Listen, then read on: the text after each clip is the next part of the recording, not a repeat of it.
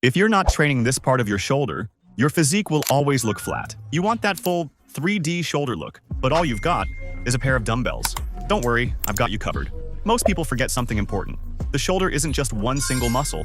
It's made up of 3 parts: the front delts, the side delts, and the rear delts. And that's exactly what gives you that wide, round, 3D appearance. So here are the 3 exercises you need to build those full, juicy shoulders.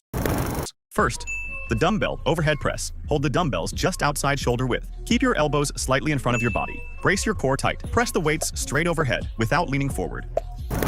Second, lateral raises. Keep a slight bend in your elbows. Raise the dumbbells up to shoulder level. Avoid swinging the weights. And don't shrug your shoulders.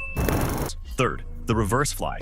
Hinge at your hips so your torso leans forward. Lift the dumbbells out to your sides. Squeeze your rear delts at the top. Then lower the weights slowly and with control. That's it. Pick up your dumbbells. Train all 3 angles. Now comment, no more flat if you're done with flat shoulders and ready to build that cap 3D look.